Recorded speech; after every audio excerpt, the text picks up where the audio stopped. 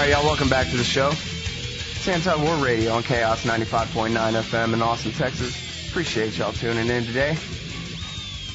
Our next guest is the great Nat Hentoff, nationally renowned authority on the First Amendment and the Bill of Rights. He's a member of the Reporters Committee for Freedom of the Press and a senior fellow at the CATO Institute. Welcome back to the show, Nat. How are you doing? Well, as good as the news allows, Yeah. Which isn't very good, but I have to write about it, so that's good. Well, believe me, it is good. I figured this out when I was a little kid. If you don't have people who take responsibility for calling out the abuses of power, they just don't get called out. If there's no ACLU lawyers filing suits, they don't get filed. If there's no Nat Hentoff writing at Cato, it doesn't get written. Well, as a matter of fact, Dick Cheney has just demanded that the Attorney General tell him which of the 7 lawyers or he has on his staff now actually committed the crime of being representatives of people held under conditions that are outside the Constitution at Guantanamo. Indeed. Well, in fact, let's go ahead and get into that and be specific. You're talking about this new ad put out by Liz Cheney and Bill Kristol from Keep America Safe, basically accusing Eric Holder of hiring the, quote, Al-Qaeda 7 to work in the Justice Department. But who are the Al-Qaeda 7? Are they Al-Qaeda agents? No, I know some of them. They are lawyers, some of them at the ACLU, the American Civil Liberties Union, others at the Center for Constitutional Rights, which was the key figure in organizing lawyers to go down to Guantanamo. And also among them are partners in Washington law firms, conservative law firms who are felt impelled by the Constitution to go down also and help try to give representation to those of our prisoners there. They like to call them detainees, who for a long time were not allowed even lawyers. They had military representatives. And for a long time, when all these lawyers came down that are now being accused of no patriotism, those prisoners were allowed, testimony was used against them that was extracted by torture by our people there. So Bill Kristol just astonishes me. How can he possibly get involved with this kind of thing? But I guess he hasn't read the Constitution lately. Yeah, well, or, just doesn't care about it. So, in other words, these lawyers, this Al-Qaeda 7, they're basically just as guilty as the Lackawanna 6, the Detroit 5, the Miami 7, that is, not at all. Exactly. And I happen to be writing now about another event that is going to absolve this president, who is continuing a lot of the Bush-Cheney legacy to distort the Constitution and make our rule of law a mockery around the world, and that is the exoneration by the Justice Department of John Yoo, who was the torture czar, as you know. The torture memos, although they were signed by Jay Bybee, who's now a life-tenured federal appellate judge, but John Yoo wrote them. And we've now been told by the office, not the Office of Professional Responsibility, really, they originally, after 4 years, found that John Yoo had committed unprofessional conduct and had been in reckless disregard of his duty to exercise independent judgment, etc. But then a veteran in the Justice Department, John Margolis, who's apparently very expert at cloaking reality, said, oh, no, we can't charge you and Bybee with that. All they did was exercise poor judgment. So that means that so far we have not had any bipartisan independent committee in Congress or ex-Congress, like the 9/11 Commission, with the power, the authority to subpoena and look into the crimes committed not only by Bush and Cheney, but by all these other people like David Addington, etc., because they violated American laws, our torture laws, they violated international agreements we've signed. And what this does is, this Hugh exoneration, among other reluctances by the president to go back, he wants to look forward. So what we've done is given future presidents, unless we finally do have a real investigation, the authority to just forget the Constitution. And finally, Richard Nixon is validated. If you probably remember, he used to say, if the president does it, it's legal. And that's how we've been operating under Bush and Cheney and now Barack Obama. Right, it's all about the precedents that, well, Abraham Lincoln did it, well, Harry Truman did it, well, George W. Bush did it. And so also now it's all right. When Abraham Lincoln did it, he at last was no longer here when the Supreme Court finally decided that he had violated the Constitution and not only suspended habeas corpus, but he had people arrested because they didn't agree with him about the Civil War. The Supreme Court said, well, the civilian courts were open when you did these things. You had no right to do them. So where is our Supreme Court now? I don't have much confidence in the Roberts Court echoing what was done about Abraham Lincoln. Yeah. Well, there's so much to try to get into here. I guess I wanted to bring up one thing about the Keep America Safe ad accusing, Eric Holder of being in bed with Osama bin Laden because he's he's looking at perhaps hiring some lawyers who represented some people accused of being terrorists. It turns out that Rudy Giuliani's law firm, according to the Talking Points memo today, Bracewell Giuliani, has represented 2 detainee habeas cases, which means that Bill Kristol's now accusing Rudy Giuliani of being in bed with Osama bin Laden, too. I am astonished because I'm a New Yorker and I covered the Giuliani mayoralty here, where this will sound as if I'm making it up, but I think he lost all but one of 19 cases in which he had violated the First Amendment, let among other things. Well, that gives me new respect for Rudolph Giuliani. But, it's a really important point, isn't it, that even if you're a lawyer, then the ethic is that you would defend the very worst person in the whole wide world, that everybody in the whole world knows he's guilty and whatever, because even the devil gets a good lawyer in an adversarial process for determining his guilt, and that's it. But wait. The very important point is, Donald Rumsfeld called those at Guantanamo the worst of the worst. It turned out when the Seton Hall Law School people, using Defense Department information and documents, found that the great majority of them had nothing to do that was at all violative of any law. Most of them had been handed over to us by warlords in Afghanistan for money.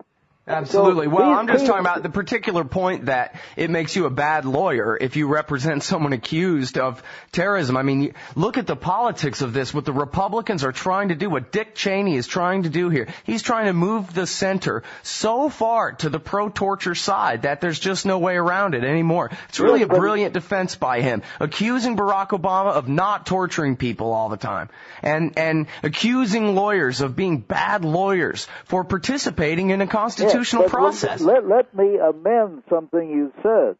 I have a long file, and I've written an article titled this, and the file gets larger every day, and it's called George W. Obama, because Obama has continued a number of the Bush legacy total distortions of the Constitution. He has Eric Holder, who should know better, go into court and say, you can't even hear this case because they're state secrets. And how come, even though Obama said we would no longer have the CIA black sites, how come he continues rendition, sending suspects to other countries to be interrogated, just interrogated? And how come it is Obama who has been working very hard to be able to say we can hold people indefinitely if we can't bring them to trial here because we've tortured them or somebody tortured them, so the evidence will... Obama is getting to be just as bad as Bush and Cheney. Right. And yeah, that goes again to the whole precedent setting thing. There's a parallel made before on this show, I forget by which great guest, about kind of the ratification of the New Deal, whatever you think of it, after the 20 years of FDR and Truman. When Eisenhower became president, he did not roll back the New Deal really at all in the way that, say, Robert Taft would have. He basically just went on from there. And so that was it.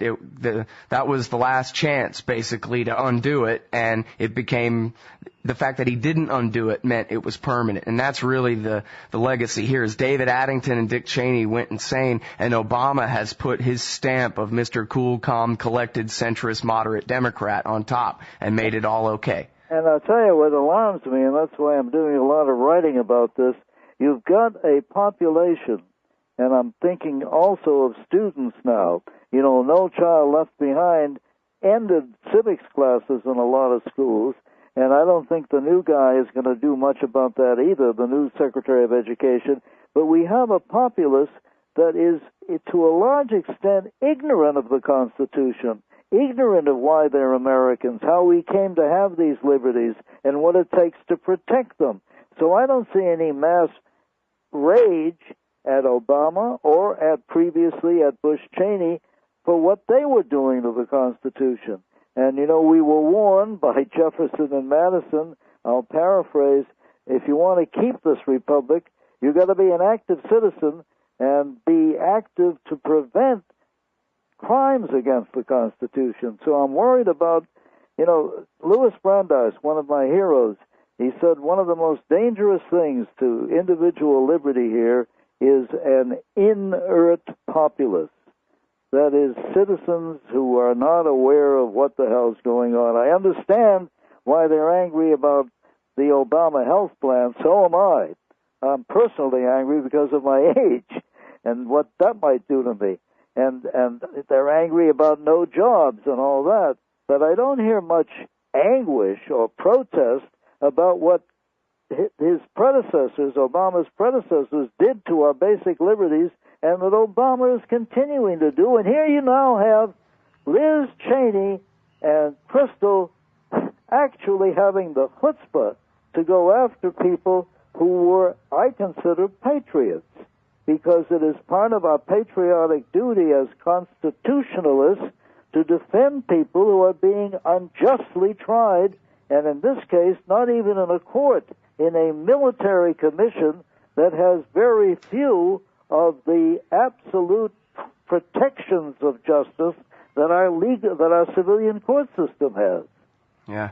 Everybody, it's Nat Hentoff, renowned civil libertarian, senior fellow at the CATO Institute, and, well, we're talking about the Bill of Rights, and I'm really glad that you brought up the responsibility of the American people on this. In fact, I had a conversation last night that I'm sure you and everybody else can probably relate to on this.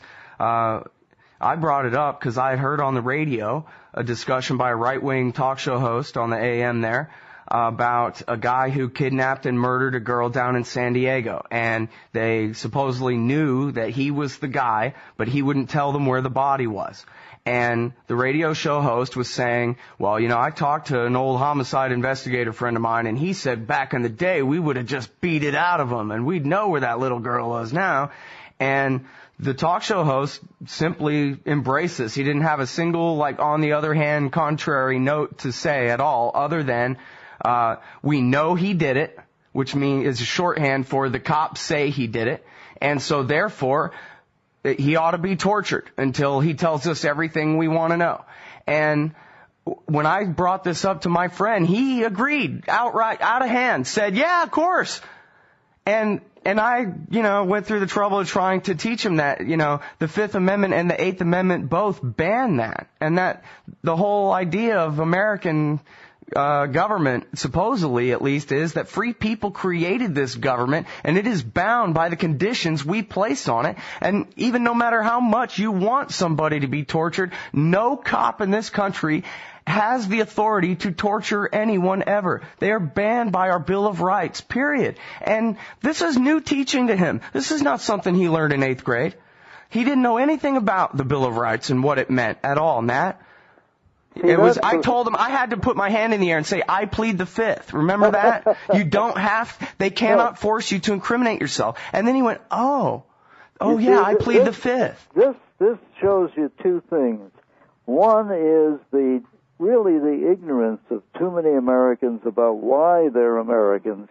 And even if they had a glimmer of why, when you've got now two presidencies in a row totally ignoring the Constitution, that gets to be infectious. And I remember I was doing a profile once of Justice William Brennan, who knew the Constitution, and he said to me, he knew I was going off to lecture to some middle school kids about the Bill of Rights. He said, how are we going to get the Bill of Rights off the page and into the lives of students? Well, how are we going to get the Bill of Rights into the lives of Americans until we finally have a generation that is so used to be surveyed by the government all the time and has so little knowledge of their own liberties? What kind of country is this going to be? Yeah, well, I certainly fear for it, although I guess I shouldn't, because what are you going to do? Everybody dies. Let's talk about your article, Torture Under Obama. There are two cases that come to mind that I'm afraid I don't really know enough of the detail on. Maybe you can comment on them. I'm sorry for putting you on the spot. But one of them was a contractor who was accused of defrauding the Department of Defense on a contract in Afghanistan, who was renditioned brutally CIA style by the FBI, apparently, at least reportedly. And then there was also accusations of torture by the American Pakistani-Americans who went to Pakistan, who are now on trial under their rule of law for wanting to go and join the fight against America and the Pakistani government over there. But supposedly, at least they claim that they were tortured by Pakistani authorities under the watchful eye of the FBI. Do you know about these things? No, but I'll tell you, well, that's very interesting, because I'm going to check on this. The one thing I could say good about Robert Mueller, who is otherwise, in terms of domestic surveillance, is continuing what J. Edgar Hoover did. You know, now the rules of engagement for the FBI is they can investigate, question people, infiltrate without even going to a judge. But the one thing that happened when all the torturing was going on in Iraq and Afghanistan, FBI agents were sending anxious emails to Robert Mueller, the head of the FBI, saying, hey, this is wrong. We don't want to be associated with this. So if the FBI is indeed, and I have to check this out, involved in those two cases of torture, even Robert Mueller has now joined the crowd. Well, we don't need a constitution when we're fighting against the terrorists. Yeah. Well, this brings up the whole thing, when Dennis Blair and all them talk about the targeted assassinations and their supposed authority to murder Americans in foreign countries. You have a quote in your article from an ACLU lawyer saying that this goes far beyond any kind of battlefield. I mean, if Americans went and joined the German army during World War II or something, obviously it's okay to blow them away in the middle of a battle. But this is not that. And it makes me wonder, well, who's writing the current Office of Legal Counsel memos, and what do they say about this? Because the Bradbury memos and the John Yoo and Jay Bybee memos, they were all undone at the end of the Bush administration, right now? They said they were undone. That's the point. We don't know. And one of the three you mentioned, Mr. Bradbury, who was very crucial toward the end in keeping a lot of this stuff alive, if you look at the Inspector General's report in about 4 years ago, you know who's at the Office of Legal Counsel in a big position now? Mr. Bradbury, in terms of who's making the rules there. And I must say, Eric Holder is such a disappointment. Before he became Attorney General, he gave a speech before the Constitution Society the year before. I could have written that speech. You could have written that speech. He was so outraged at what Bush and Cheney had done in terms of torture and violating the Constitution. Now he's a good, loyal fellow doing what the president wants, and I'm surprised that Mr. Cheney, if he were a gentleman, he would congratulate Eric Holder for doing what Dick Cheney would do now. Yeah, well, and that's the whole thing, too. There's been article after article, and I think Glenn Greenwald's written about this quite a bit, where Rahm Emanuel, the chief of staff, has done leak after leak to all of these different newspapers about what a great job he's doing and how every time something's gone wrong, it's because they don't listen to him. And the primary example of what a great, moderate, wise adult leader Rahm Emanuel is his opposition at all costs to any civilian trials for anyone accused of terrorism. And he's been working inside the Obama administration, he thinks, to his credit. He's bragging about it all over the place against Eric Holder's slightest attempts to do anything here. You see, Holder, I think, is really conflicted inside. The fact that he wanted the trial of the top-level 5, KCM, etc., in a federal courtroom, that was something I think he felt his conscience finally was bothering him. But now even he is not so sure because the pressure is against that. And when you look at the record of terrorists who are convicted in our federal courtrooms over the past 8 years, it's a considerable number. Yeah, well, as we were joking earlier, they don't even have to be guilty of anything to be convicted. No, I think in our federal courtrooms they do. I mean, even Michael Mukasey, who turned out to be a terrible attorney general, he presided at some of those trials, and he tried hard within his political views to keep them honest.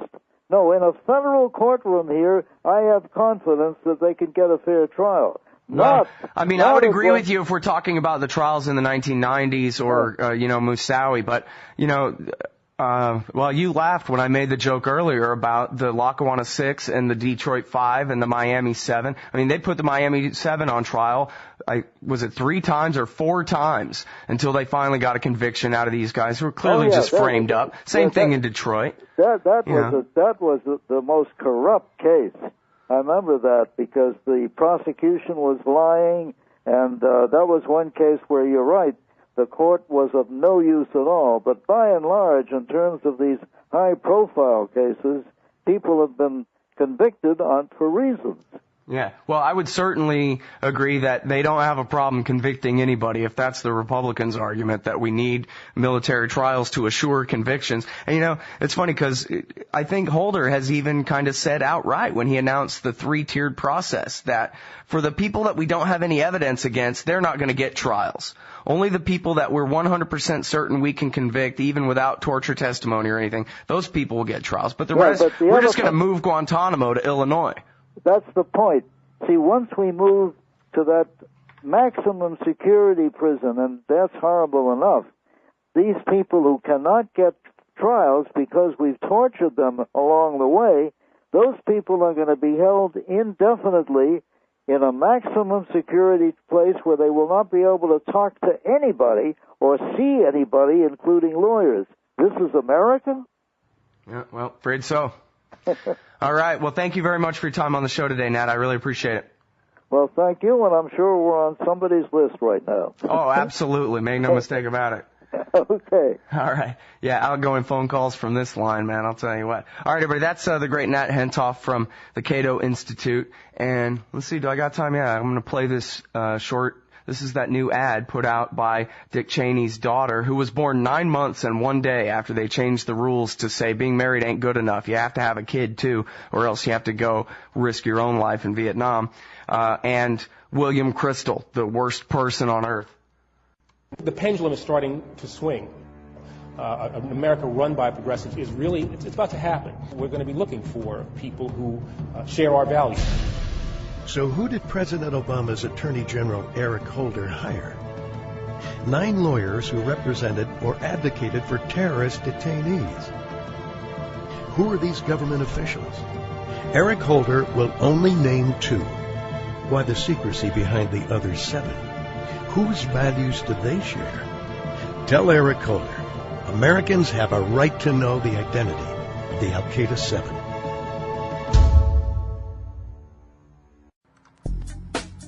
Hey everybody, Scott Horton here for LibertyStickers.com. Admit it, our public debate has been reduced to reading each other's bumper stickers. So stop by LibertyStickers.com. We got more than 1,000 anti-government, anti-war stickers for you to choose from, including the right is wrong, the left is stupid, Iraq, America's West Bank, detain Eric Holder, only liars and cowards want war with Iran, Empire, welfare for the rich, war for the poor.